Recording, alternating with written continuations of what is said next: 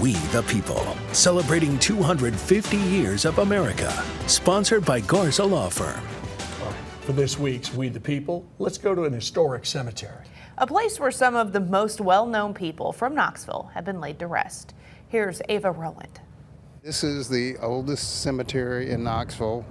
It was named by Mrs. Henrietta Reese after the poet Thomas Gray. So we were Gray Cemetery for a long, long time, and then New Gray Cemetery was founded, and so we became Old Gray by default.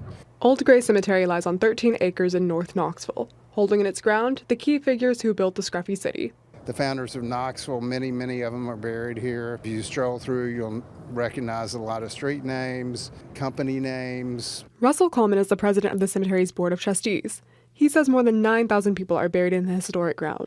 The oldest grave dates back to 1851, but the most notable grave marker in the cemetery belongs to Charles McGee Tyson. The World War I Navy pilot was killed in a plane collision overseas in 1918 and is remembered today as the namesake of our region's airport.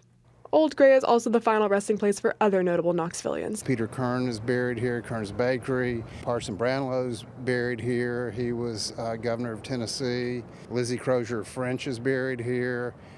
The Townsends, McGee Tyson's buried here. Many mayors of Knoxville, as well as artists and very successful business people. Coleman says a cemetery can be a somber place, but not Old Gray. But the reason it's so important is it's an outdoor art museum. We're a certified arboretum. The trees here are 150, 160 years old. The monuments are Victorian works of art. Just every one of them is different and unique and quite beautiful. The cemetery is open every day from 10 a.m. to 7 p.m., with stories to tell for those who are willing to listen to the people of the past. Our goal is to preserve, protect, and promote the cemetery. And I think we've done a pretty good job doing that. It's history, and you can't change history, but you can study it and learn from it. And you just learn a lot just walking through, and then you can study it further on your own.